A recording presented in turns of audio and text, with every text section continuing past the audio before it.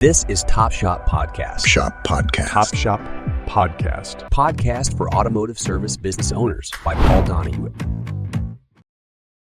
Welcome, Top Shop Podcast listeners. I got another great guest. I always say the great guest because I get great guests. Eric Carlson, 48 That years. remains to be seen. Right. 48 years in the industry. So I just did one, Eric, with Tim Lasley. I think he's hitting his 50th in January or March. He's 49 years in the industry. So Eric's 30 years of ownership at Irvine's Auto Repair up in Grand Rapids, Michigan. So that's a long time. You purchased the shop established. It was already established. And of course, it doesn't look anything like it was when you first bought it. But that's a smart thing, buying an established shop. So I like to start off with this question here. How'd you get started? What's your story? Started at here or Yeah, just started in the business? auto repair? How'd you get started in auto repair? Yeah. Well, it was funny because both my parents are librarians, and they've unfortunately passed away, but they were in their mid-90s before they went. And Wow. anyway, so they had no interest in anything gas-powered. They were, I don't want to say necessary evils. It was just everyone owned a car and a lawnmower and things like that. But for whatever reason, it was something in me. I just liked goofing around with them, and we got a mini bike. I remember my brother and I saved our money up, and my parents said they'd go half in on it. And I remember we had to save $30 a piece. It was a $120 mini bike, and my brother and I, Matt, we saved the 60. And my dad and mom kicked in the other and said we were off to the races. And then it was dirt bikes after that, and then cars. And I couldn't even fathom, or I can't answer that accurately why I chose that. I just liked it. I liked taking stuff apart, and hopefully got it back together. I'm sure a few times I did not, but it was just things that interested me that, it wasn't that I learned it from my father or an uncle or a neighbor. Nothing like that. So I don't have a good answer as to why I got into it. I just did. And I know my parents were, because I'm the middle child and so's my wife. And it's kind of funny. I don't know if it's true of most middle childs, but you're pretty much, ignored probably sounds too harsh, but I had an older sister who battled with my dad and my younger brother who was the baby. And so I just kept my head low and down out of the fray. And so when my mom heard that I had, some interest in automotive, and with that college only an hour north, they were thrilled I had some direction.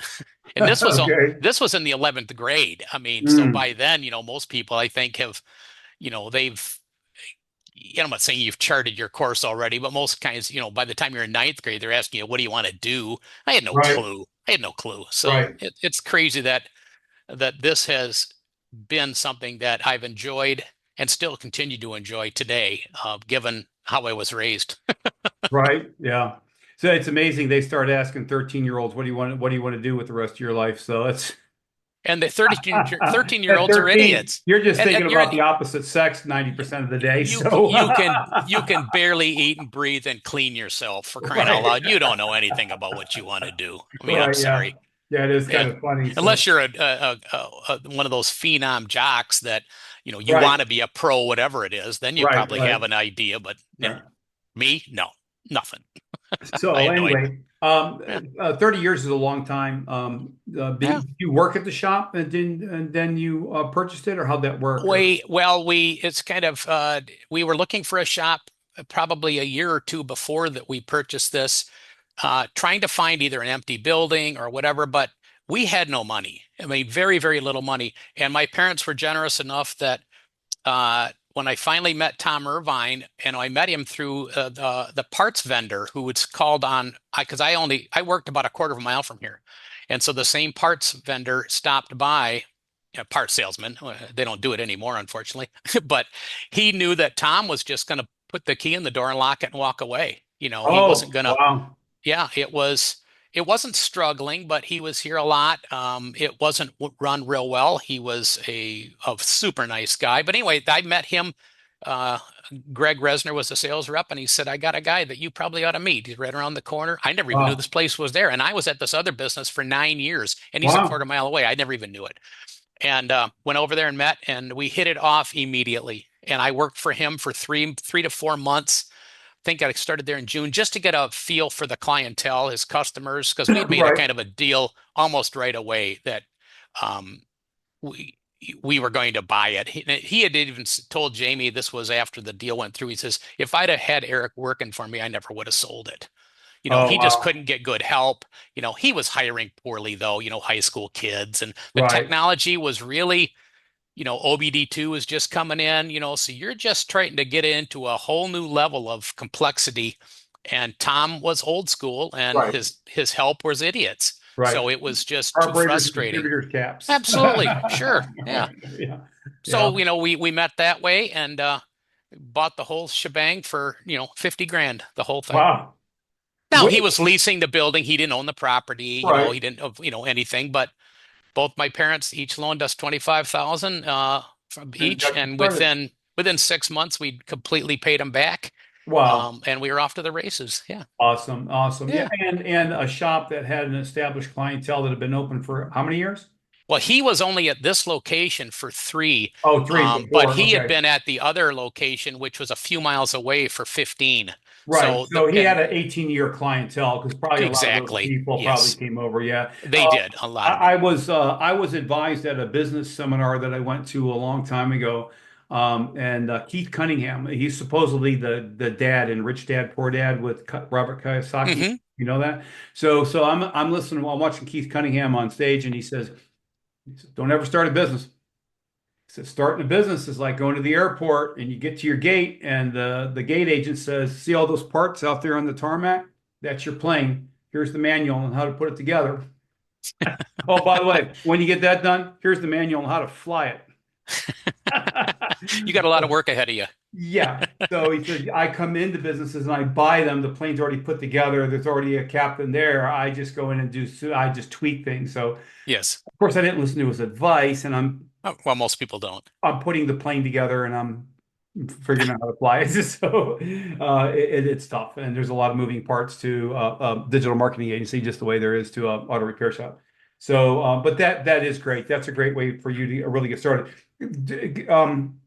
Can you describe a major setback? Now, I always say a major setback. After 30 years, you probably had more than one. But, can you describe a major setback or failure that you encountered along the way and how you overcame it? Well, I don't know. Major is, I don't know if I had major ones, but more of it was when we back a little bit to with the clientele of 18 years, I probably chased half of them out the front door. Oh, I no didn't, kidding. I did Okay. not, well, that's maybe a little harsh. I But did not know how to properly run it. Now, Jamie, because at that point our daughters were quite young, so Jamie was working part-time. So mhm. I was of course wrenching and trying to run the front, the whole shebang that you hear from everybody else in this industry, that, you're spinning 8 plates, you're not doing anything real well.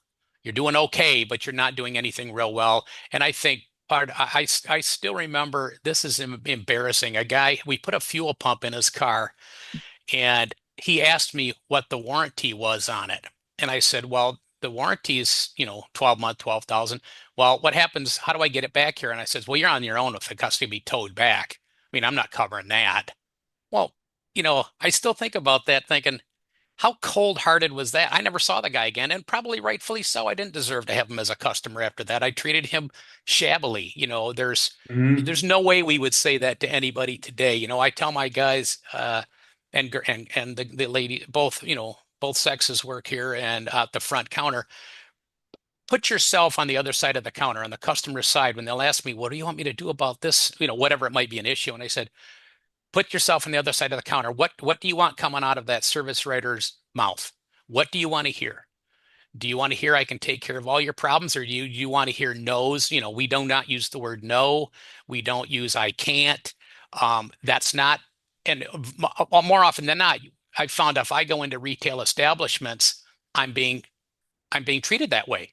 I must have, Mhm. I think most of us, that customer service, that top-notch customer service is by far and away the exception, not the rule.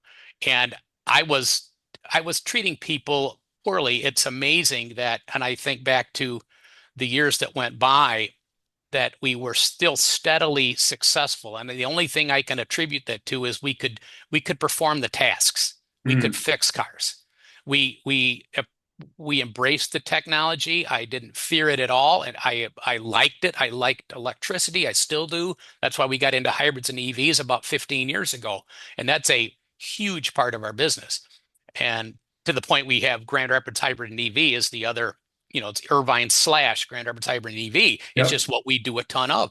But I would say, not running it correctly as if I was on the other side of the counter. What do I want to hear? How do I give top-notch service?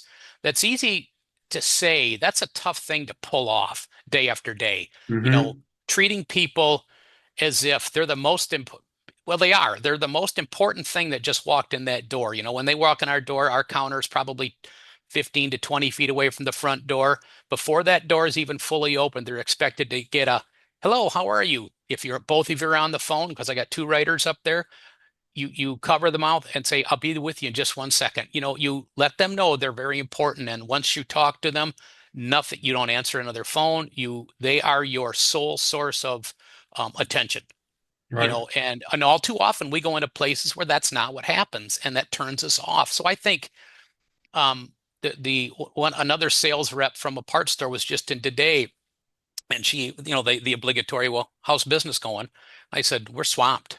And she went, oh, and because a lot of their clients aren't, they're doing Mm. okay, but I contend that, well, I don't actually know why they're not, but I suspect I know why they're not.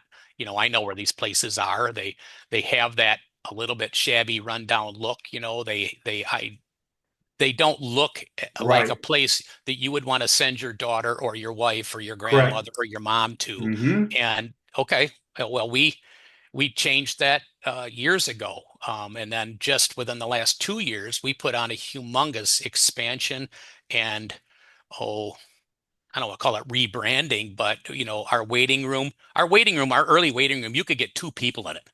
That was it. There was no waiting anywhere. There was two Right. chairs, but by God, you didn't want to sit in them. I mean, you were knocking elbows with the wall on the counter. So now Right. we still don't want, I know we call it a waiting room. We don't have waiters. We don't do waiters. So Right. but it speaks of the experience they're going to have when they walk in. It's new, it's kept very clean, it's very modern looking. We tried to pattern it over Lexus dealers. We've got a Lexus dealer in town, and we liked how Lexus's philosophy was on what it should look like. I don't know how Lexus treats people. I Right. probably okay, but we liked that look of clean, uh, modern looking, and that you can trust having your high-end vehicle here because obviously they know what they're doing. Well, they don't know Right. we know what we're doing, but it looks like we know what we're doing. Thank God we do. But it points to that. Don't make those mistakes in the past that I did, of not approaching it correctly. Right. Yeah. I preach that all the time, and I've done videos on how to increase your revenues. Well, one of the fastest way to increase your revenues is lawn is cut, parking lots clean, bathrooms are clean, customer waiting areas clean with coffee and tea or whatever. Floors are clean because it's all subconscious. Because Absolutely. it's Yeah. the same thing with a website. When a website loads and it has a modern current look and it has all of that shop's great reviews right there, front and center in the header image. So when I'm on my mobile phone, I see all the good reviews, all that social proof is there. It instantly builds trust, and that customer will choose that shop over the another shop and don't know why. Of course, we know why. We're in the We know business. why. Yeah, we Yeah. know why. And So, it's amazing too. yeah, My wife has worked for years and years at that, and my daughter Megan, who's now in her 20th year here, that social media, the website, now we contract a lot of that stuff out, sure. but it's you know, it's Wisely, it's money well spent. I mean, and sure. it's expensive. I don't think expensive is the right word. Investment. It's an investment, and an Right. investment costs money. And Yep. to your point, when we pull in during the remodel, we've got quite a bit of parking now, and the building next door to us collapsed a number of years ago during a snowstorm. It was for sale, and we didn't want the building because it's just 10-foot ceilings. I had no use for it. It was old and crumbly. But anyway, we wanted the parking lot. So when that went, Ah, but so we bought that, and it was different layers of concrete because it's building it. So during the remodel, all of our parking got ripped up. And of course, the original plan was, well, they're going to asphalt the whole thing. Well, I've never liked asphalt, never in my life. And I said, what's it going to cost if we go concrete Concrete. this entire thing? And it was probably 120,000 to have it concreted. And I'm telling you what, worth every nickel. I mean, it it cleans itself. There's no oil and gas stains that eat up the asphalt. It doesn't crack like it. Anyway, to your point of when they pull into our lot, it's real clear where the entrance is. Everything's marked off. The handicap spots marked off, which we didn't have before. You didn't have any real delineage of where to go. And they go, the very first thing you can do to make someone comfortable is take that parking problem out of their mind.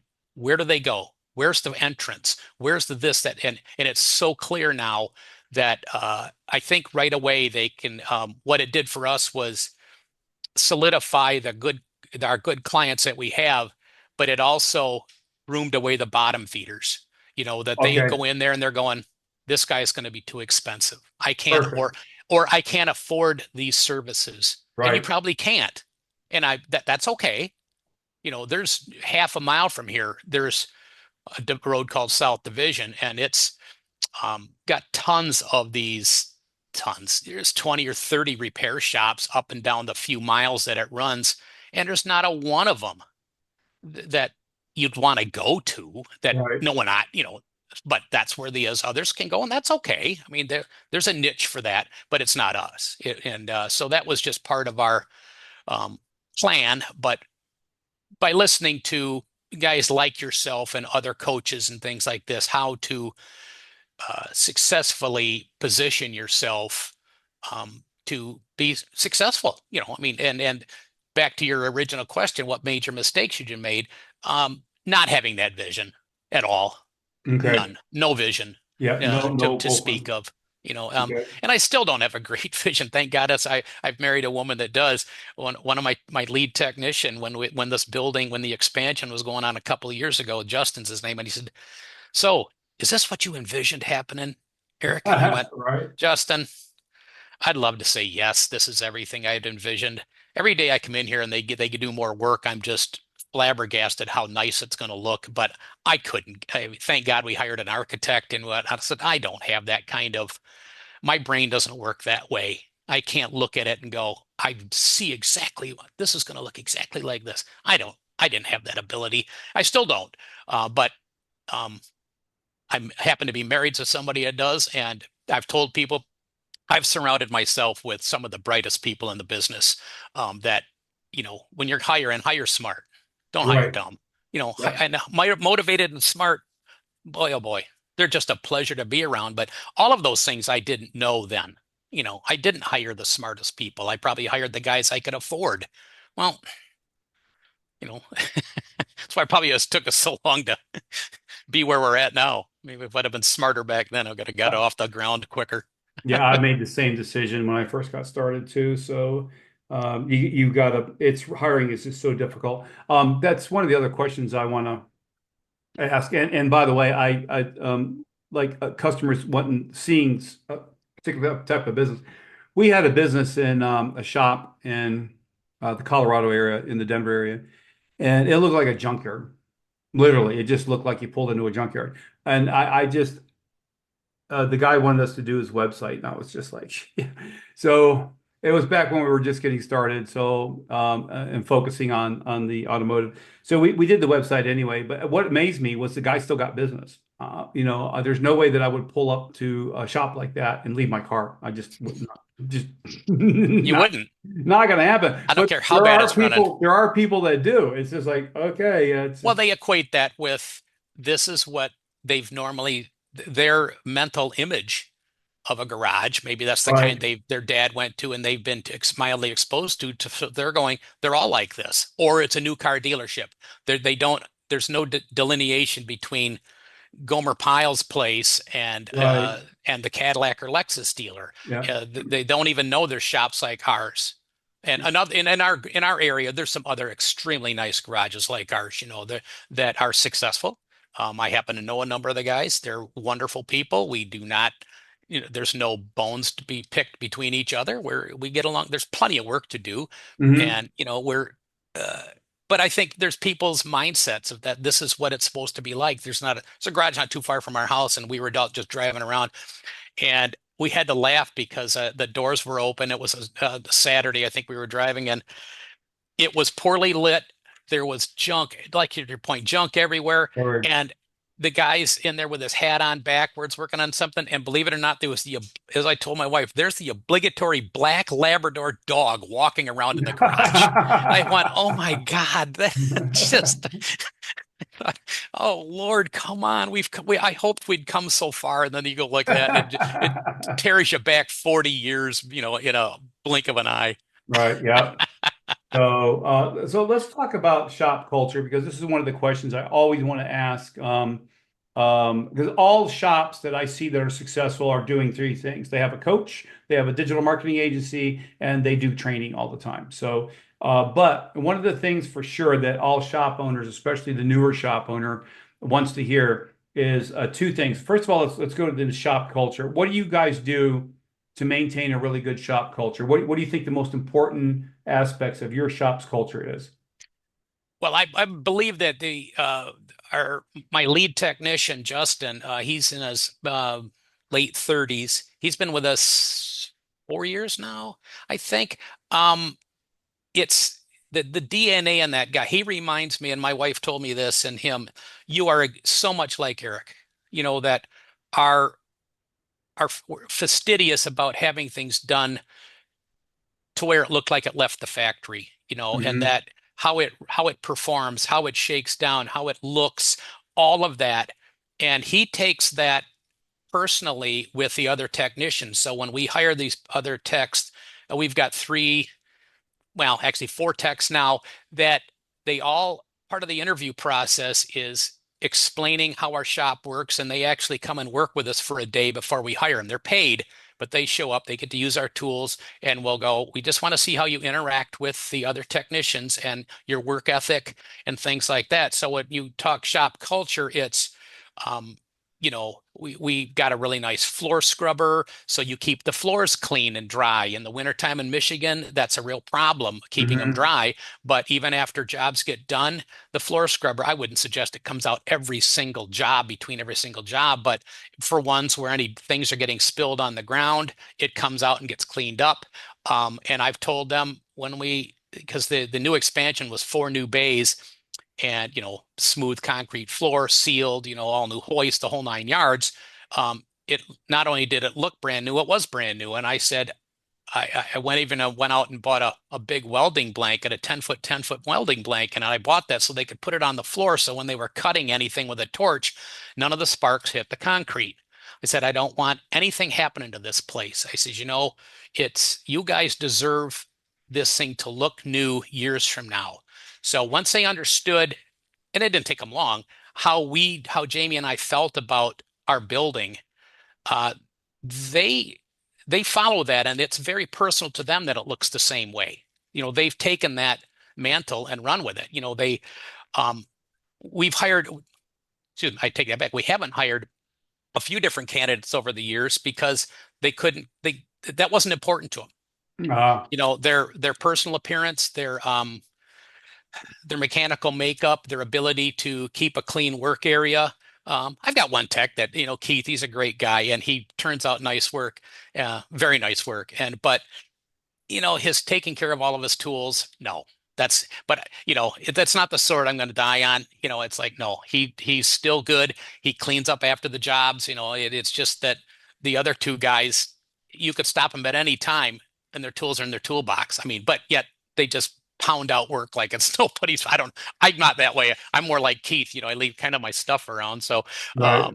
but it's the culture of the shop is, one, get that card done so that it's at the highest level of standard we can deliver, but also the same philosophy goes to working for us, working with each other. It's a camaraderie, it's a team effort.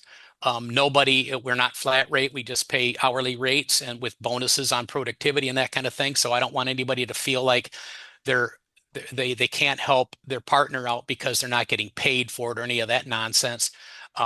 So I had to work like that for years, and I swore if it were up to me, the day comes and I get to make the decision, that's never happening again, and it hasn't. I just loath to that. But that's helped with our culture. They know that we care very much about them. We bring in a financial advisor.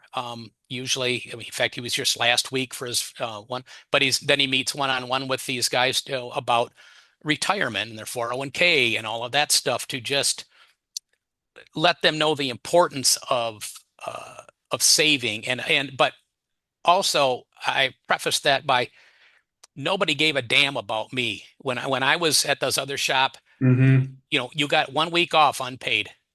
There was no medical. There was no nothing. Don't get hurt. Don't get sick. Fortunately, I didn't. I was, for whatever reason, I was very healthy. But thank goodness, Jamie was a stay-at-home mom, and I thought, that's a brutal way to make a living. Where Right. you can't get sick, you can't get hurt, otherwise you're not making any money. And I thought, no, we do not want to be even a party to anything like that anymore. And so that was all part of that cultural thing for us is that uh it's not like I think we're one big happy family. That's probably the wrong thing, but wrong wording. But we do really care tremendously about our technicians and my daughter here is working, and so we want to make sure that this has been they're here for the bulk of their week. They're with here, not at home. We Right. want this to be as pleasant for them as possible because this is a hard job. I mean, uh, there's no doubt in my mind this is one of the hardest jobs I can imagine people can do today, but and do it well. And we want to make sure that they're one properly compensated for them. I happen to think they're very well compensated, but they've earned it. They're worth every nickel. But that the culture here is one that they look forward to coming in here every day and not, ah, damn it, got to go to freaking work again. Right. That would Right. kill me if one of my technicians said that. Well, we had one that he said, he's no longer with us. Wonderful guy, but his dream was to be in a bucket truck for the Consumers Power Company. Oh. He said, I've been doing this auto repair for 8 years. He goes, I can't stand it. Mm. What? Why didn't you tell us this? We wouldn't have Right. hired. He was at the Acura dealer, and I said we wouldn't have hired you, only because I wouldn't want to be party of making your life miserable. He was a good tech too, but so Yeah. anyway, But it wasn't for him, and he knew it. So what I'm yeah, hearing, Eric, is integrity, and yet you really genuinely care about the staff. absolutely. So do you guys have any weekly, monthly, like meals or some shop Every Friday day? we do Friday meals, and we've got a grill here. Every once in a while, I don't typically do it in the winter because it gets too smoky, but Right. we'll do fried chicken or steaks or whatever it might be. Sure. But regardless, every Friday, we have a weekly meeting. We just had it today. And we just got we don't cut lunch short. We've got a very nice break room and we sit in there. And so the last 15 minutes of lunch on Mondays is okay. All the techs and all of us say whatever you want to say about, do we need new tools? What happened out in the shop that was a real positive thing and that you Okay. can share with others? What was a real negative thing? Because we want to learn. Right. My philosophy, and I don't even remember when I started this, but it was quite a while ago. I didn't used to be this patient, but when a tech will come up and uh, either something broke, they broke apart, and I said, Sure. okay, and I'll look them in the eye and go, I need to know, what did you learn though? I don't really care about the broken part. I couldn't care less. What did you learn there? Because I don't want this to be a non-learning situation. If we're going to make a mistake, um, we've all made them, but hopefully we came away with that a little smarter not to do it again. And I think that that's really helped them develop. I don't have to work scared. I don't have to work in a hurry. I don't have to do these other things because that's not. I'm not going to get.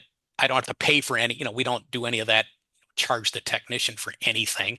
I find that to be reprehensible. But as far as meetings, back to that, yes. And then we have staff meetings once a week also, which is my lead tech, Justin, plus Jamie and myself and my daughter and my service writer. And we have a 15-minute, half hour, whatever it is, weekly meetings too. But that's actually rather recent. I would think if somebody's getting into this business, do it immediately. Start that kind of thing right off the get-go. Sure. Don't wait as long as we waited. I don't think we thought we were worth it. We're Mhm. not that big. We're not, what do we, we're still not very big, but you should be doing it. And to your point, a coach, the ones that say they can't afford it, I think that's the most ridiculous statement in the world. You can afford a coach. You'll make that money up.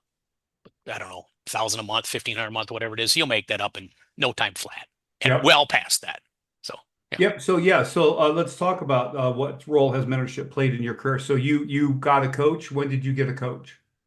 Gee, we've had one now, different ones. Okay. We started with WorldPack. We don't buy hardly anything from WorldPack, but for whatever reason, we got into one of the smart groups Right. that or 20 groups, smart groups that go by a number of different things. But my wife Jamie met her, still a very good friend of ours, and her husband in Women in Auto Care. Jamie joined that, Oh, women in and auto care. Okay. yes, and met Kim Auernheimer from Knoxville, Nashville, and she was in a 20 group, the World Pack, and they were in a similar position that we were in a number of years ago, and we got invited to one of those meetings. It was actually at their shop in Nashville, and there was a bunch of other couples that ran different garages from around the southeast part of the United States, and it initially seemed like a cult to us. It's like, what are they doing? Oh, I mean, this team seems bizarre, and well, and we have to be. I'll be the first to admit, they're talking about KPIs, they're talking about this other stuff, and I'm just looking around going, I don't even dare admit I have no idea what you guys are talking about, and I truly didn't. I had no clue what. All I knew was how much money we would bring to the bank on Friday, and do we have enough money to pay the help and yep. open the door on Monday, and we'll repeat and rinse. And that's what we were doing for 20 years. Wow. And well, yeah, 20 years. So but the second day at that thing, I thought, signed us up. We've got to do something. We're floundering. And Kim was so generous that she opened up her laptop and pulled up her financial stuff from their business. And it was in 2017. And I still remember looking at it going, but that was from 17. This was now 2019, I think. So their numbers were so close to our numbers, which we were just kind of drifting along. Right. And then Coaching. every year they were up 15, 20% after they joined this smart group. And they weren't doing anything underhanded at all. It's just that they were starting to run the business and not let it run them. And Mm. I thought, and true to form, once we got in there and started to change things, mainly our philosophy, our numbers did what theirs did too. And now we're double, we're easily double that. Right. And through not working any harder. That old thing, work smarter, not harder. Not, I don't necessarily like that saying, but it's true. I guess, just do it differently. You don't have to you're not overcharged. Everyone's afraid to charge for their worth and all this other stuff. And it's we clogged the drain in the kitchen a week or so ago, put too much pasta down the garbage disposal, so we had to call Roto-Rooter. $487 later, he cleaned the kitchen, he snaked the kitchen drain. So if you think for fine, and Jamie says I wasn't home, she goes, you should have seen the kid too. He's there an hour. So everybody's charging a premium to do the most basic jobs. And then I look at how difficult and technically advanced the thing is, the stuff we work on. We should be well past what we're charging. Now we can only charge what the market will bear, but Right. it's unfortunate that it isn't more expensive. Not because I'm greedy. Jesus, I don't need any more money. Jamie and I are, we decided to do this expansion 2 years ago, and we actually put 1.2 million into it, and I was 65 at the time. Oh, But wow. just retire. Well, Right. I couldn't do that. I had promised, we had made moral and ethical and promise obligations and just plain promises to our technicians and my daughter and whatnot, that if you want to retire from this place, I want it to be here for you guys to do that. I won't necessarily be here when you retire, Sure. but I want this to be something that if you chose to, you really like this profession, and I know what a nice living it's made for us, that you guys can, I want you to have that opportunity, and you can't if we just close the doors, well, it's gone, or if we sell this off to, I mean, what area I'm sorry, you're from, what area are you from now? You're out. Now I'm living in northern Utah. Oh, excuse me. You're right. So Yeah. and there's probably other things. There's a great water group around, and they've probably got 125 garages they've bought up, and they actually started right in our little hometown that we live in is where the very Mm. first garage was. But they get in there, and then of course everybody gets converted to flat rate. Things change, and I think they're bad for the industry. I don't like that. I mean, it's my personal feeling. They may go, we're great for the industry, but I just think that kind of thing is what drives technicians either out of this or keeps the thumb down on them, where they can't grow and excel and truly show you what their potential is. And that's what we try. That's really what we try to do here is just um, do what you do best, and you'll be properly rewarded for that. But hopefully, you'll grow with it, learn with it, and want to stay here for as long as you need to. Yeah. So speaking of finances, I want to go back to that because no shop is going to stay in business for any length of time if they are not sharp with their finances. Any advice for the auto repair shop owner that on finances? Do you guys like put away a certain percentage or, you know? Well, and now our current coach is Tim with level 6. Okay. Wonderful gentleman. So if somebody, it's just one-on-one with you and him. He's out of Des Moines, Iowa, and you spend an hour a week. He'll really helps. I think guys doesn't have to be Tim, but people like they can help you hone in on given your payments you're making out, your staff, what should you be charging an hour? Then explain things like effective labor rate and what's your gross profit on parts, on labor, pardon me, just things that become aware of what it costs to open the door.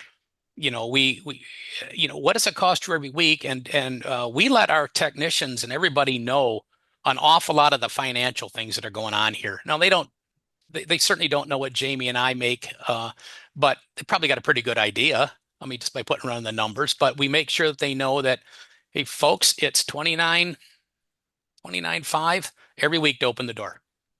Now, there's shops that would, you know, slit their wrist to have a week that only costs that, and there's others that would blanch at that.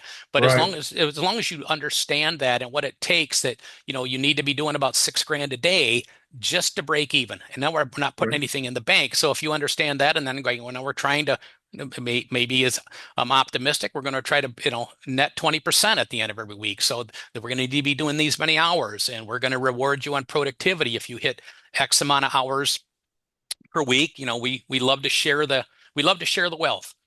And Right. I'm a firm believer in that, hourly wages, but a bonus their efforts. We Yeah. have personal bonuses, so each technician, pardon me, is paid, but we also have a shop bonus. So they have two different, one based on, of course, their individual, how they doing it as far as productivity, but also how the shop do on productivity for the week. Or in this case, the productivity one for the shop is every month. They get bonused every week, depending upon what their numbers are. But I just think that if you don't have a coach to explain that to you and how to figure that out, I think you would just bag it and go, this is just too hard. I can't do this myself. I don't know what to do. So, there's either joining a group or more importantly, a coach. I think you don't really need to join a group if you've got if you've Correct. got a coach. There's no real reason to join a group unless if you like to, fine. We joined a number of them, but we don't use them for financial advice. Right. Right. You go to your coach for that. Go to your Right. coach. Yeah, Right. So, yeah. but a lot of shop owners, they just look at their P&L a lot of business owners, period, just look at their P&L at the end of the month. Okay, I made money, and they throw that I made aside. money. Right. Well, But there's I told my service writer, I said, I don't want to find out on Friday that one of my techs only billed out 25 hours. right. That's too late. The horse left the barn. Right. Let's keep track every day. Are they getting their 8 hours build out every day, or 8.5 or 9 hours every day? And if they build out, 4 on Monday, then I expect to see 12 or 13 on Tuesday, so that by the time Friday rolls around, they're in the 40 to 45 hours a week, some more than that. And occasionally things conspire against them and they don't hit it. Right. That's okay. But we used to do it that way. How many hours we build out? Well, shit, now that's too late. I mean, it is going to be what it's going to be, and you can't change it on Friday. I Right. got all kinds of time to change it on Monday, a little bit less time on Tuesday, as the day goes on, week goes on. So we try to make sure we're just watching that. And I was if you're just a one-man band or you got one or two techs underneath you, you don't have a service writer, that can be tough to do. But Sure. it doesn't take it's not going to take hours out of your day. And again, that's some of those what we consider be a KPI. Maybe some don't, some maybe people don't, some do, but I believe that's an important metric. To see what they're doing and find out if they aren't, why not? Are they not properly tooled? Are they not properly trained? Are you the one? Am I the one getting in the way? Am I interrupting them? Am I having them stop on midway through a job and go pull another one in, and they go back and forth and this kind of nonsense? But there's ways of figuring out what's standing in their way of building out their, our techs are generally 120% productive. And I know if people have gone, there's no way in hell they are. Bullshit, they are. But Hmm. we've got the processes in place to make sure that happens. It didn't come overnight by any stretch. There's things, but a good business coach, a good auto business coach will streamline that stuff and see, right, you give them the numbers, and now I can look at our numbers at a glance for the most of them Sure. and And you know see right where it you're at. and know where we're at. Yeah. And but I didn't know this a few years ago. It was oblivious to it. I was ignorant. And Mhm. and I didn't think I was an ignorant person, but I was an ignorant business owner. That I wasn't an ignorant technician, but when you change those caps and finally get out of their way and stop working on cars and start running the place, then I was ignorant. And that's where the business coaches really, really helped me out. My wife didn't need near as much of that as I did. Um, she's a sharp cookie, but I did, and I'm glad I got it. And it was humbling at first, but I just bared my soul to them and said, "Listen, you're talking to the village idiot. I mean, I need help here. I'm not afraid to certainly admit it. But what? Let's start. Let's start small, and let's step by step help me out here, and I'll streamline this particular portion of it. Maybe I'll understand effective labor rate and why it's so low. It's because you're giving away labor out the door and discounting things. Okay, stop doing that. Well, that's pretty easy. There, we Right. don't do that anymore. Right. Right. That old, should we charge for diagnostics? You damn right you should. There's Hmm. tons of shops that don't. Well, he gave me the repair. What you sell is time. You sell nothing but time with some Yeah. parts thrown in. But you sell time, and every second we know that every second's gone. You can't ever get time back. And so when you give that away, you've given that hour of your technical acumen is gone. You've told the person it wasn't worth a nickel. In fact, it was worth nothing. You gave it Right. away. When you give it away. Right. Well, Yeah. sure. And then your Yeah. effective labor rate just starts going, but next thing you know, it's like you're giving away, out of every $150 and your effective labor rate's 100 and a quarter. For every hour you opened on every technician, you just gave $25 on out the front door. I mean, if you had to stand at that front door and handle $25 every freaking hour out that door, you'd stop doing it in a heartbeat. Yep. But we don't, we wait till the end Right. of the week and go, do we make money? Right. Right. Stop Right. doing that. Okay, great. Last question, Eric. Sure. What advice, um, this is a tough question because there's so much that you need to do and know to really run an effective shop. But what advice would you give the aspiring entrepreneur? Usually it's a tech that wants to open his own shop that's just getting started in their businesses. What's what the like one or two pieces of advice that you would say that you need to do this if you're going to make it? Well, if I was a tech as I was before, I got very fortunate with Tom. But find it to your point, what you pointed out, find a shop that's up and running, and Right? just go look at it, and then me walk in there and say, "Geez, the owner, he looks to be about his He's in his late 50s, early 60s. Go talk to him, because rest assured, he's looking for an exit plan. And there's probably no one in that shop that can afford to buy it. Correct. So if you can I mean, techs don't have that kind of money. We've in a sense, we've positioned ourselves now out of ever selling it. They couldn't come up with the money. Right. And I'm fine with that. I mean, it was a realization we made when we invested that kind of money that, we're going to make this too expensive to sell, that no one is going to come in here and buy it. They couldn't do it. But that's okay. But as an aspiring tech, or go, if you're working for an owner who's in his 40s, you might want to go and look and work, maybe transition to another shop where the owner's older. Right. But before you do that, ask them, what's your exit plan? Do you have a strategy out of here? Would you A lot don't. Well, they don't. No. You have that talk, and we were in that position, and it took us a long time to come to the realization that we probably can't sell this. We're probably we're going to sell it to our daughter at a quite a discounted rate. Okay, you give us, give us 100,000 a year for it or something like that, or 50,000 a year for it or something like Right. that. But, find out one that looks to you like, you'd be surprised how many garages that you would think, there's no way he'll sell it to me. Because his alternative is to close the door like Tom Irvine was going to do here and walk away Right. and get nothing out of it. Absolutely Right. nothing. So I would find there's no way an aspiring tech is going to open an empty building, throw in a couple of hoists and make a living.